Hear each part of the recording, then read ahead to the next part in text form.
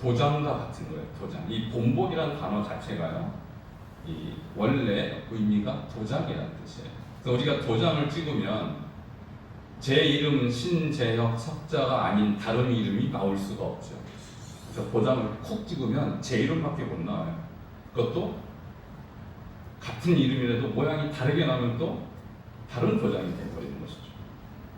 그래서 본복이라는 것이 뭘까라는 것이죠. 이 성경에 있어서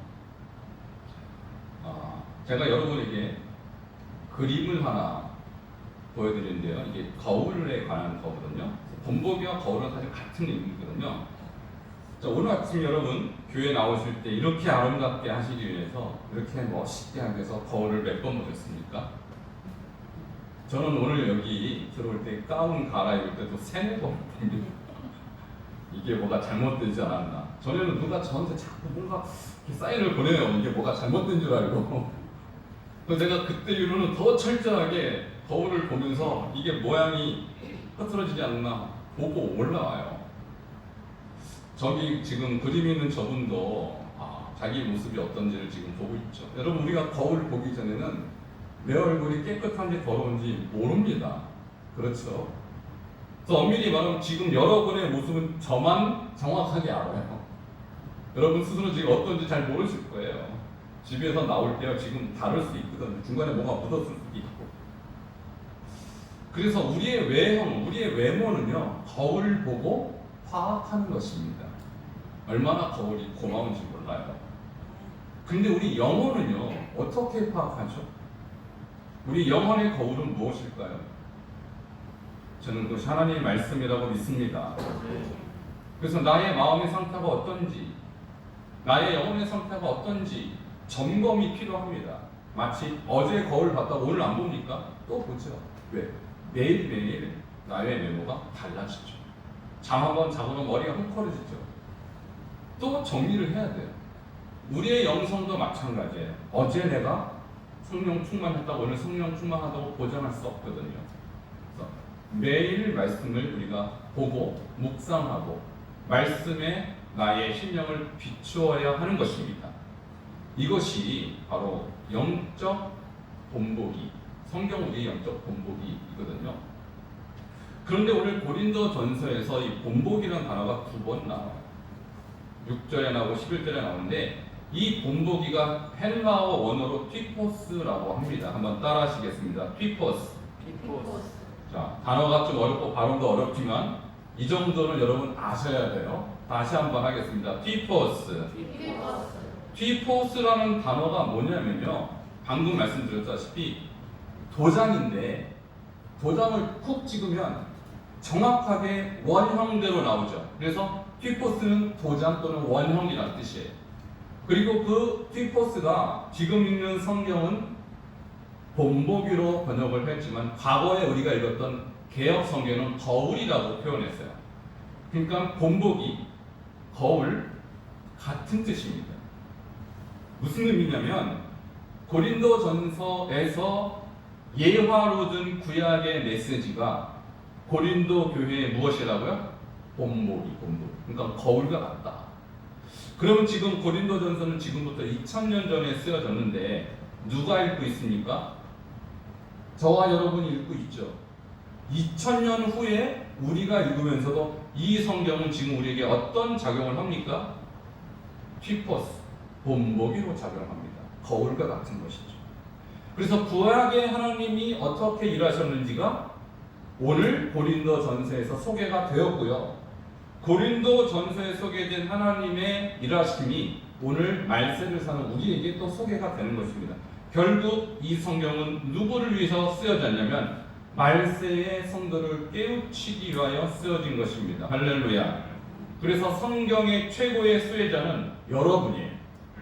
구약의 백성도 아니고요, 신약의 백성도 아니에요. 그들이 살았던 시대에 이미 그 일들은 다 지나가 버렸어요.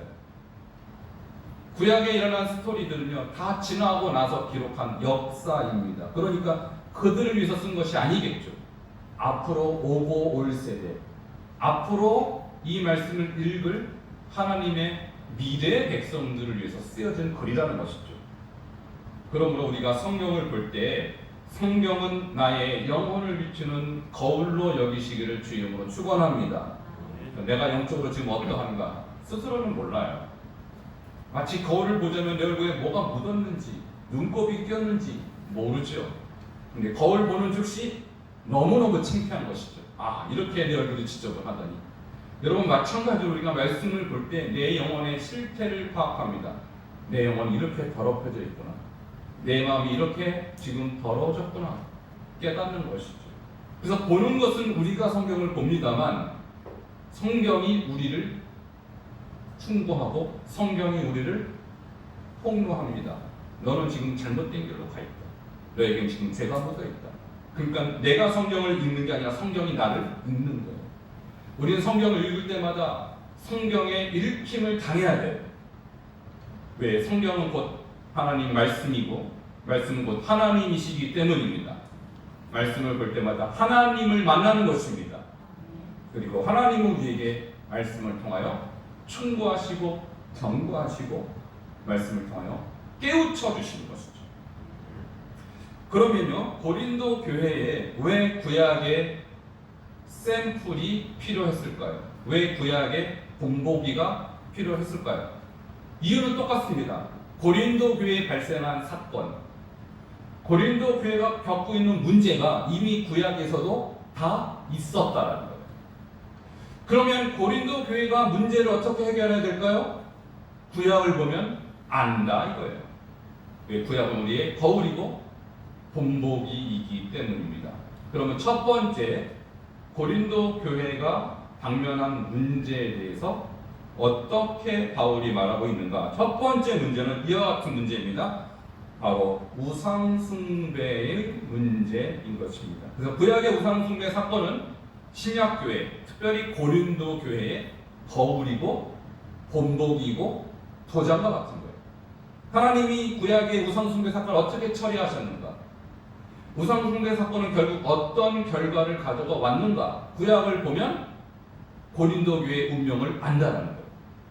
그리고 고린도 교회의 운명을 보면 21세기를 사는 우리 교회의 운명도 알 수 있다는 것이죠. 왜? 본보기요, 거울이요, 도장이기 때문입니다. 그 사건에 대해서 7절을 함께 읽도록 하겠습니다. 시작. 그들 가운데 어떤 사람들과 같이 너희는 우상 숭배하는 자가 되지 말라. 기록된 바 백성이 앉아서 먹고 마시며 일어나서 뛰는가 함과 같으니라. 아마도 고린도 교회에 우상 숭배의 문제가 있었던 모양입니다. 그러니까 우상 숭배하는 자가 되지 말라라고 지금 조언하고 있는 것이죠. 실제로 있었습니다. 왜냐하면 고린도라는 단어 자체가요, 여러 가지 도시의 이름도 있지만 고린도라는 말 자체에 음행하는 도시라는 상징성이 있어요. 그러니까 거기에서는요 12개의 신전이 이미 있었습니다. 도시 안에. 그 중에 가장 큰 신전이 아프로디테 신전이에요. 그런데 이 도시가 1년에 수차례씩 일종의 신전 축제를 벌입니다. 그러니까 고린도의 교회가 세워지기 전에 이 사람들은 바로 신전 축제를 참여했던 사람들이고요. 거기에서 우상 숭배했던 사람들이 예수를 믿고 교회 안에 들어온 것이죠. 그런데 어떤 문제가 있었느냐? 교회도 다니고 우상 숭배도 하고 예배도 드리고 신전 행사도 참여하고 이런 사람이 많이 있었던 것 같아요. 그럼 바울이 그걸 보면서 뭐라고 말했냐면 우상 숭배하는 자가 되지 말라. 왜냐면 구약에도 너희 같은 애들이 있었다. 구약에도 너희 같은 사람들이 있었다. 근데 하나님이 어떻게 처리하시는가면 보자 하고 샘플로 본보기로 바로 구약의 출애굽기 32장의 스토리를 끄집어 옵니다. 32장 4절입니다. 함께 읽겠습니다. 시작. 아론이 그들의 손에서 금고리를 받아 부어서 조각칼로 새겨 송아지 형상을 만드니 그들이 말하되 이스라엘아 이는 너희를 애굽 땅에서 인도하여낸 너희의 신이로다 하는지라. 자, 이 스토리의 배경을 아시죠? 하나님이 모세를 부릅니다. 시내산으로. 내가 너희에게 계명을 주리라. 그리고 모세가요 10계명을 양손에 들판에 딱 들고 내려오는데 산 밑에서 상상할 수 없는 광경이 벌어집니다. 바로 히브리 백성, 이스라엘 백성이 금으로 송아지 형상을 만들어서 이것이 우리를 이끌어낸 바로 그 신이다, 그 하나님이다라고 그들이 뛰며 먹으며 음식을 먹으며 그렇게 축제를 벌이는 거예요. 근데 그 송아지는요, 애굽에서 풍요의 신이었던 그 아피스라는 그 신을 똑같이 형상을 만든 것입니다. 자기 마음은 우리는 이것을 하나님으로 여기고 있지만 실제로는 우상을 숭배하고 있었다는 것이죠. 여러분, 바로 고린도 교회 성도들 중에 다는 아니지만 일부분이 그렇게 생각했던 모양이에요. 난 교회 다니니까, 그리고 나는 교회에서 예배도 드리니까 나는 하나님의 사람이야. 그렇지만 이 신전 행사는 내가 예전부터 했던 우리의 문화야. 그래서 괜찮아 라고 주장했던 것이죠. 그거에 대해서 바울이 정확하게 해석합니다. 그것은 우상숭배라고. 그 샘플이 뭐라고요? 구약의 히브리 백성의 우상숭배. 그들은 이렇게 주장했어요. 이것은 우상이 아니고 우리를 이끌어낸 그 신 여호와다라고 주장했어요, 말로는. 근데 하나님은 아니야라고 결론을 내려주신 거예요. 그리고 나서 모세가 이 광경을 보고 분노합니다. 하나님께로 받은 계명을 그냥 깨트려 버립니다. 그리고 나서 모세가 이렇게 말합니다. 너희들 중에서 여호와 편에 선 자는 나에게 오라. 딱 그러니까 그 중에서 레위인들만 모세 편에 딱 섭니다. 아마도 이 레위인들은 그 히브리 백성들이 우상 숭배했던 것들을 반대하거나 참여하지 않았던 것으로 보여요.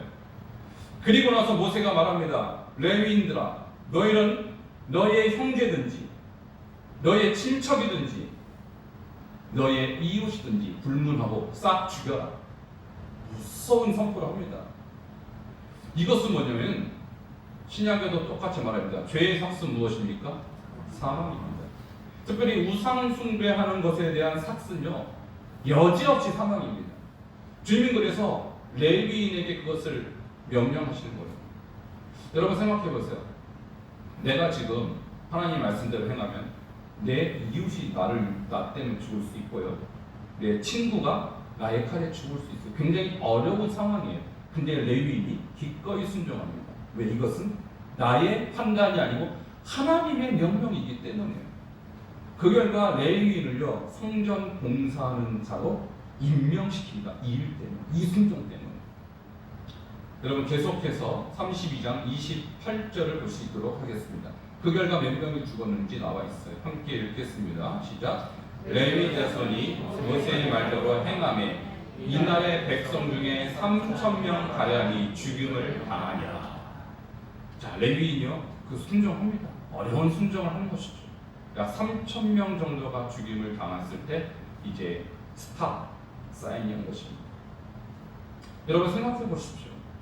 그들은 나름대로 여호와라고 섬겼지만 그것은 하나님의 형상을 하나님께서 만들지 말라. 어떤 형상인지, 위로 하늘에 있는 것이나 아래로 땅에 있는 것이나 땅 아래 물속에 있는 어떤 형상도 만들지 말아야 하는데 자기 생각대로 자기 임의대로 하나님 뜻을 저버렸다는 것이죠. 이런 통계가 있습니다. 점집에서 점 보시는 분들의 30%가 기독교인이라는 통계가 있습니다. 무엇을 의미하냐면 주일날은 예배 드리고요, 급한 일이 생기면 누구를 찾아갑니까? 귀신을 찾아가는 거예요. 여러분, 점이라는 게 무엇입니까? 신내. 그 점집 가만 보면 이렇게 영점, 영으로 본다 이 말이에요. 누구의 영일까요? 귀신이죠. 그리고요, 뭐 어떤 분은 아주 이 점을 잘 본다 그런 뜻의 그 글귀를 쫙 써요. 그래서 쪽집게 점 뭐 이런 식으로 써 있죠. 여러분 그것을 찾아가면 정말 달 여러분의 인생을 안내를 해줍니까? 저는 안 가봐서 모르겠습니다만 그건 다 귀신이에요. 하나님의 영 아니면 귀신의 영이죠. 영이 둘 중에 하나밖에 없죠. 거기서 분명히 말합니다. 영점, 영으로 본다. 여러분 그러므로 우리가 이것은 우상숭배가 아니라고 생각하지만 주님의 기준으로 우상숭배면 우상숭배입니다. 분명히 하나님의 말씀의 기준을 삼으시기를 주의 이름으로 축원합니다. 그리고요, 하나님께서 덧붙여서 뭐라고 말씀하시냐면 이와 같이 내게 범죄하면 내 책에서 너희를 지워버리리라. 무슨 말일까요? 오늘날로 따지면 우리가 교회 나와서 예배드리고 세례 명부에 들어 있을지라도 그 이름을 천국에선 지워버리겠다. 무의미하다는 것입니다. 그러므로 구원을 받는다 하라는 문제는 내 기준이 아닙니다. 우리가 하나님의 백성 된다는 것도 내 기준이 아닙니다. 하나님이 세우신 기준에 부합되어야 하는 것입니다. 그러므로 여러분 안에 혹시 작은 우상 숭배 행위라도 모양이라도 버리시기를 주의 이름으로 축원합니다. 점 보지 마시고요. 심지어 무슨 사주팔자 이런 것도 보지 마시고, 그리고 무슨 인터넷이나 이 핸드폰으로도 무슨 정보는 거 무지 많죠. 오늘의 운세 이런 거 보지 마세요. 다 하나님 기뻐하지 않습니다. 우리는 영혼의 거울 하나님 말씀밖에 없습니다. 그래서 제가 우리 교인들에게 늘 강조하고 늘 권면하는 것이 무엇입니까? 주님의 말씀을 하루에 100번씩 선포하고 이 말씀을 마음에 새기고 심지어 이것을 주야로 묵상하고 여호수아에게 뭐라고 그랬어요? 이 율법책을 내 입에서 떠나지 말게 하라고 그랬어요. 왜냐하면 주야로 이 말씀이 나의 거울이 되어야 하기 때문입니다. 주야로 이 말씀이 나를 이끌어 가야 하기 때문입니다. 그렇지 않으면 우리는 쉽게 미혹됩니다. 세상의 소리, 대세에 따를 수밖에 없죠. 오늘 구약의 사건을 끌어당겨서 고린도 교회 성도에게 교훈한 이 교훈이 여러분을 위한 교훈인 줄 믿으시기 바랍니다. 그리고 그대로 받아들이시기를 주의 이름으로 축원합니다. 두 번째 본보기는 무엇이냐면 음행에 관계된 말씀입니다. 구약의 음행 사건은요, 신약의 본보기예요. 왜 음행 사건을 언급을 했을까요, 바울이? 그것은 고린도 교회가 그만큼 음행에 노출되어 있었기 때문입니다. 방금 말씀드렸지만 아프로디테의 신전이라는 그 신전은요, 해마다 수많은 축제가 있었고 그 안에 성전 사제들이 있었습니다. 근데 그 말이 사제지 실제로는 창기예요. 그래서 행사의 맨 마지막 하이라이트가 그 신전 창기들과 음행을 행하는 것으로 행사가 끝납니다. 그러니까 이 행사에 참여한다는 것은 곧 음행도 행한다는 것을 의미하는 거예요. 근데 많은 교인들이 뭐라고 얘기하냐면 그것은 그냥 우리 동네 문화예요. 그리고 이것은 우리 지역의 대세니까 문제가 되지 않는다. 다 그러니까 우리만 왜 유독 유별나게 그렇게 성경적으로 살아야 합니까? 라고 바울에게 따졌던 거예요. 그리고 그렇게 주장하는 지도자도 있었다는 거예요. 여기에 대해서 바울이 구약의 스토리를 끌어옵니다. 그리고 구약에서 어떻게 하는가 보자. 구약은 우리의 거울이고 본보기니까 구약 그대로 될 것이다 라고 하면서 예화로 든 것이 바로 민수기 25장 사건입니다. 지난주에도 제가 한번 말씀을 드렸습니다. 한번 읽도록 하겠습니다. 1절 시작. 이스라엘이 시딤에 머물러 있더니 그 백성이 모압 여자들과 음행하기를 시작하니라. 이 말씀의 의미를 지난주에도 잠깐 소개를 했습니다. 이스라엘이 광야를 지나서 이제 가나안 들어가기 바로 직전에 모압을 거쳐가야 돼요. 근데 모압 왕 발락이 두려움에 휩싸여서 이 이스라엘을 절대로 우리 땅에 들여보내지 말아야 할 텐데 하면서 거짓 선지자 발람에게 저주를 해달라고 돈을 주면서 사주를 했어요. 근데 저주한다고 저주가 됩니까? 안 되니까 맨 마지막에 이 거짓 선지자 발람이 생각하는 것이 뭐냐면 모압 여자들을 동원해서 소위 말해서 미인계를 씁시다. 그래서 이 여자들이 히브리 남자들을 초대합니다. 우리 동네에 축제가 있는데 한번 와서 보고 가세요. 놀러 오세요. 이렇게 된 거예요. 그러니까 히브리 남자들이 무슨 일이 있나 보다, 재밌는 일이 있나 하고 가봤더니 모압 여자들이 우상에게 절하고요. 그 우상 숭배의 끝이 바로 음행입니다. 바로 고린도 아프로디테 신전에서 있었는 것과 똑같은 일이 그 과거에 있었다는 것입니다. 그럼 이것이 거울이 되겠죠? 하나님이 그 사건을 어떻게 처리하셨는지 보면 너희들도 어떻게 되는지 예언이 될 것이다. 자, 그걸과 어떤 일이 있었는지 여러분 아시죠? 4절을 먼저 보도록 하겠습니다. 25장 4절입니다. 시작. 여호와께서 모세에게 이르시되 백성의 수령들을 잡아 태양을 향하여 여호와 앞에 목매어 달라. 그리하면 여호와의 진노가 이스라엘에게서 떠나리라. 자, 여기서 수령들이 누굴까 하면 모세가 백부장, 천부장, 십부장 이런 사람들을 세우지 않았습니까? 민족의 지도자들을. 근데 그 사람들도 이 바알볼 음행 사건에 참여한 것이죠. 그러니까 이 지도자들은 특별히 잡아다가 목매달아 죽여라 이렇게 했어요. 그래서 목매달아 죽인 것은 지금처럼 교수형일 수도 있지만 아마 나무를 높여서 나무에 꽂아 죽였을 거예요. 주님의 엄청난 진노입니다. 하나님의 분노가 표출된 거예요. 자, 일반 백성들은 어떻게 죽었을까요? 지난주에 말씀드렸죠? 연병으로 죽었습니다. 바로 전염병입니다. 전염병이 삽시간에 바로 이스라엘 백성에게 퍼집니다. 그리고 그때 죽은 사람이 25장 9절에는 한번 보시기 바랍니다. 24,000명이 죽었다 이렇게 나와 있습니다. 근데 고린도전서는 23,000명, 1,000명의 차이가 있죠. 아마도 민수기는 그 수령들의 숫자까지 포함해서 24,000명이라고 언급한 것 같고요. 고린도전서는 수령들 빼고 일반 연병으로 죽은 사람만 아마 언급을 한 것 같습니다. 어쨌든 주님의 처리 방법, 음행에 대한 하나님의 이 대책은 뭐냐? 가차없이 하나님 죽였습니다. 그러면요, 고린도 교회에서 이 음행 행한데도 어떻게 될까요? 똑같습니다. 어떤 방법이든 하나님 그냥 두지 않는다라는 것이죠.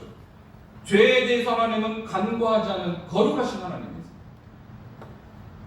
우리는 구약도 봤고요, 고린도 교회도 봤습니다. 21세기 종말을 살아가는, 말세를 살아가는 성도들에게 만약에 음행이 일어난다면 어떻게 될까요? 볼 것도 없습니다. 구약은 신약의 거울이고 신약은 우리의 거울이라면 구약의 그 사건이 똑같이 발생할 것입니다. 연병으로 죽은 자가 24,000명. 여러분, 지금 우리가 왜 지금 이렇게 19명씩만 예배를 드리고 있습니까? 뭐 때문에요? 연병 때문에. 연병이 전염병이 중간입니다. 왜 우리가 지금 이렇게 불편하게 예배를 드리고 있습니까? 우연일까요? 제가 사진 한 장을 보여드릴게요. 제가 잘 아시는 이 집사님이 이제 지금 미국 LA에서 사시는데 저한테 며칠 전에 사진을 보내주셨어요. 여러분, 저 사진 보면 치마는 여성을 의미하고 그냥 바지를 입으면 남성을 의미하는데 반쪽은 여성이고 치마고 반쪽은 바지예요. 누굴까요? 저런 사람 보셨어요? 저기 영어로 뭐라고 되면 all gender restroom, 모든 성을 가진 사람들이 사용할 수 있는 화장실이라는 뜻이에요. 여러분, 하나님이 남자와 여자를 창조하셨지 중간성을 창조하셨습니까? 근데요, 저 레스트룸, 저 화장실은요, 중간성이 있다는 걸 의미합니다. 최근에 LA에서 어떤 일이 있었냐면 목욕탕에 사우나실에 어떤 남자가 이렇게 말합니다. 나는 오늘 내 마음이 내가 오늘 여자로 느껴져요. 그래서 여탕을 들어가겠습니다 했더니 그 사우나 주인이 오케이 했어요.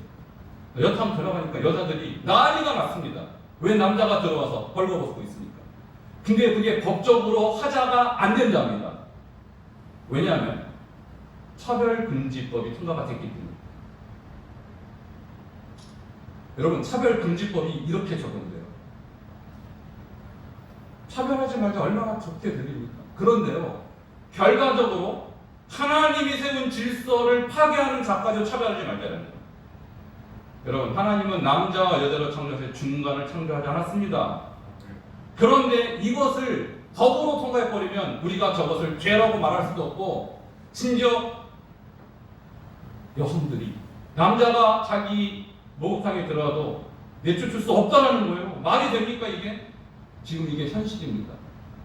얼마 전에 이상민 의원이라는 국회의원이요, 바로 저 법을 또 발의를 했어요. 이번엔 이름이 너무 멋있어요. 평등법. 얼마나 좋아요. 평등하자는데. 바로 저걸 말하는 거예요. 저런 것을 허용하자는 거예요.